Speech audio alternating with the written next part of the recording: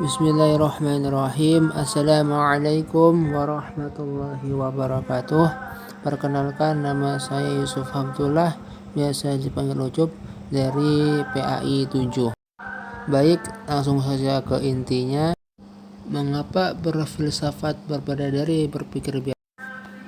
Berpikir biasa adalah aktivitas mental umum ketika kita merenung, mempertimbangkan pilihan, memecahkan masalah praktis, membuat keputusan sehari-hari. Berpikir ini bisa sekedar reaktif, pragmatif, tidak sistematis, bahkan sering berdasarkan kebiasaan, intuisi, emosi, bukan refleksi mendalam. Berfilsafat adalah berpikir dengan karakteristik tertentu, berpikir secara kritis, reflektif, sistematis, mendasar, dan radikal terhadap pernyataan-pernyataan fundamental, misalnya tentang hakikat, realitas, keberadaan manusia, Tuhan, moralitas, pengetahuan, makna hidup, etika, nilai, dan sebagainya. Dengan kata lain, berfilsafat bukan sekedar memikirkan apa kita makan hari ini, melainkan bagaimana saya ke kampus atau apa yang harus saya lakukan sekarang, melainkan menanyakan mengapa saya hidup, apa arti kebenaran, bagaimana saya mengetahui sesuatu itu benar, apakah ada realitas selain dunia fisik, dan sebagainya. Pertanyaan kedua, mengapa tidak semua orang yang berpikir itu berfilsafat?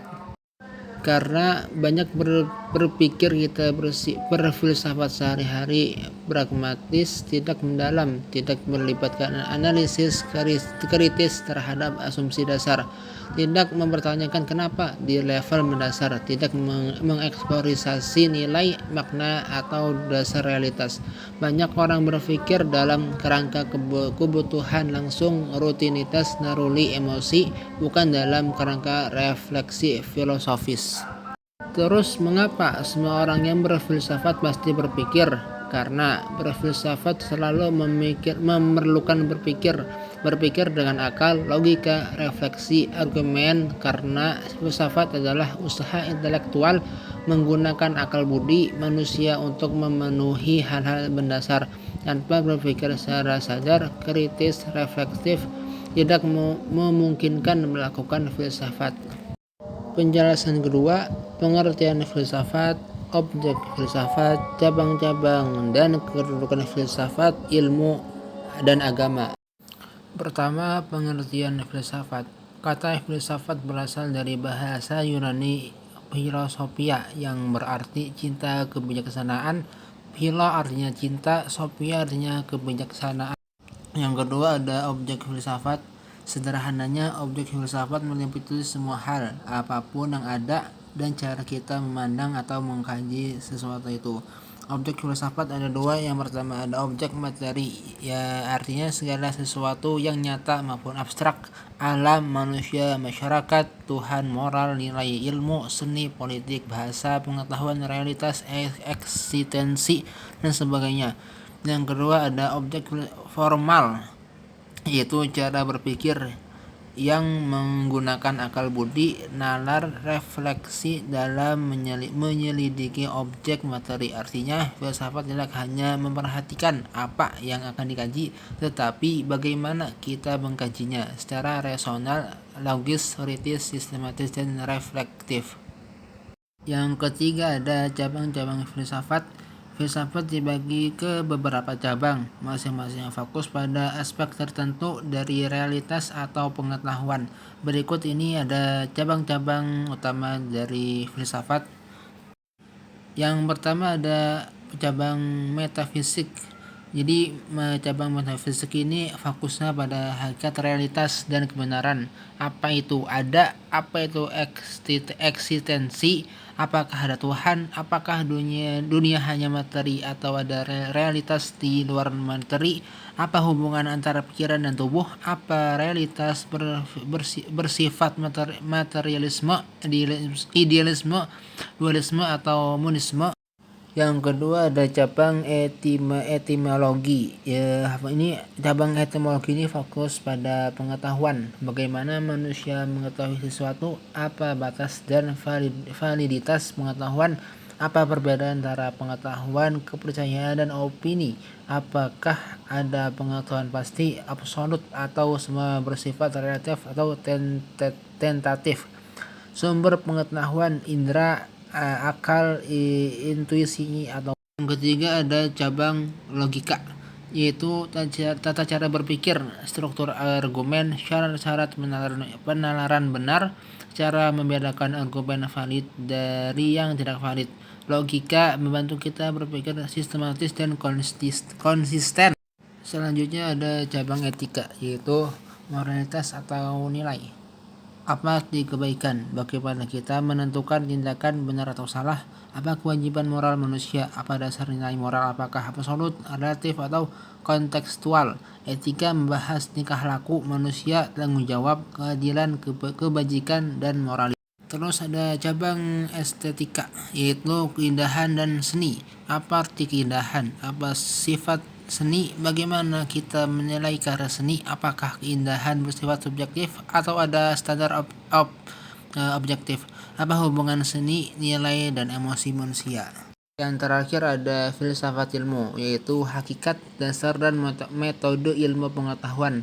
Apa ilmu? Bagaimana ilmu terbentuk? Apa jangkauan dan batasannya? Apa metode ilmu? Dan bagaimana filsafat mengkritisi asumsi dan metodologi ilmiah? Pembahasan selanjutnya adalah kedudukan filsafat, ilmu, dan agama. Memahami hubungan antara filsafat, ilmu, dan agama penting karena sering muncul pertanyaan tentang mana yang benar, utama, atau paling mendasar. Berikut ini adalah beberapa analisis relasi dan kedudukannya. Yang pertama ada filsafat. Berfungsi sebagai landasan teoritis atau reflektif, membantu kita merumuskan definisi, konsep, asumsi, dan dasar-dasar pemikiran secara kritis. Terus ada menyelidiki persoalan paling mendasar, ontologis, epistemologis, aksiologis, pertanyaan yang tidak bisa dijawab hanya oleh eksperimen atau observasi biasa. Yang kedua ada ilmu atau sains. Fokus pada aspek empiris yang bisa diamati, diukur, diuji, diverifikasi lewat eksperimen, pengalaman, dan fakta. Memberikan pengetahuan konkret tentang fenomena alam, manusia, sosial berdasarkan metode ilmu. Yang ketiga, yang terakhir ada agama atau wahyu atau keyakinan. Memberikan pandangan moral, spiritual, eksistensi, jawaban atas pertanyaan tentang makna hidup, etika, hubungan manusia dan dengan Tuhan, dengan sesama, dengan alam. Sering bersandar pada kepercayaan, wahyu, tradisi, dan iman, bukan semata akal logis atau metode empiris. Namun filsafat bisa membentuk menjembatani ilmu dan rasio, misalnya dengan mempertanyakan apakah keyakinan itu masuk akal, bagaimana kita memahami konsep Tuhan, kebebasan jiwa manusia, sehingga agama tidak dipahami hanya dogmatis tetapi juga bisa dipertimbangkan secara rasional. Yang terakhir ada sejarah filsafat dari Yunani kuno sampai filsafat Islam dan dengan tokoh-tokohnya. Yang pertama ada tentang sejarah filsafat. Sejarah filsafat adalah studi tentang bagaimana pemikiran filosofis berkembang, bagaimana manusia dari zaman dahulu melalui bertanya, berefleksi, mengembangkan sistem pemikiran, merumuskan konsep, teori, pandangan dunia. Yang pertama, masa Yunani kuno atau Prosokrates, awal kritisme rasional terhadap mitos. Di masa ini manusia mulai meninggalkan mitos atau penjelasan tradisional, cerita, dewa, legenda, mitologi sebagai cara memahami alam dan mulai menggunakan akal dan observasi untuk menanyakan dari mana alam ini berasal, apa hakikat realitas, apa prinsip paling dasar dari semua yang ada. Beberapa tokoh penting misalnya dari Thales sering dianggap sebagai filsuf pertama. Ia mencoba menjelaskan alam semesta secara rasional, bahwa asal-usul segala sesuatu adalah air. Yang kedua ada Anaximandros mengusulkan konsep apoiron yang tidak terbatas, tak terhingga. Yang seterusnya ada Kimenes beranggapan udara sebagai substansi alam dasar. Yang kedua ada masa Yunani klasik di era filsafat sebagai dasar semua ilmu dan etika. Pada masa ini filsafat bukan hanya tentang alam tetapi meluas ketika etika, politik, metafisik, logika dasar bagi banyak bidang pengetahuan. Tokoh-tokoh utamanya misalnya dari Socrates, meskipun tidak meninggalkan karya tertulis melalui dialog dan metode tanya jawab. Yang kedua ada Plato, murid Socrates, ia mengembangkan teori dunia ideal. Yang ketiga ada Aristoteles, murid Plato. Berbeda dengan gurunya, ia memberikan penekanan pada realitas konkret dan pengalaman. Yang ketiga, masa abad pertengahan, filsafat abdi teologi. Setelah jatuhnya kekaisaran Romawi Barat dan kebangkitan kekristenan sebagai agama dominan di Eropa, filsafat banyak dipengaruhi teologi Kristen, tetapi para pemikir tetap menggunakan warisan filsafat Yunani, utama Plato dan Aristoteles. Tokoh-tokoh pada masa pertengahan ada beberapa, cuman saya sebutkan 3 aja. Yang pertama ada St.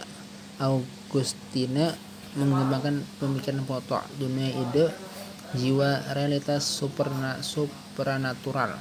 Yang kedua ada Thomas Aquinas, salah satu tokoh paling berpengaruh. Ia berusaha menyintetiskan filsafat Aristoteles dengan keren.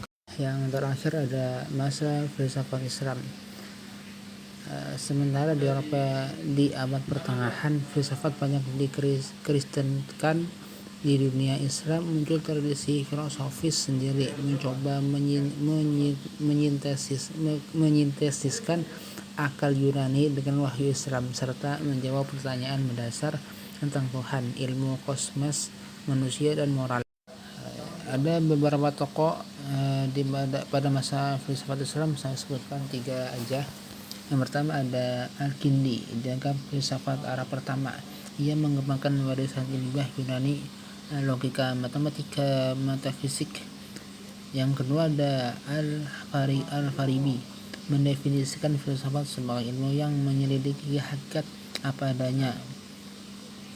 Yang ketiga ada Ibnu Sina, salah satu filsuf Islam paling berpengaruh. Ia mengembangkan metafisik, membahas wujud dan esensi, hubungan jiwa dan badan, eksistensi Tuhan, alam semesta, jiwa, kebenaran. Mungkin hanya itu penjelasan yang bisa saya sampaikan. Kurang lebihnya mohon dimaafkan. Wassalamualaikum warahmatullahi wabarakatuh.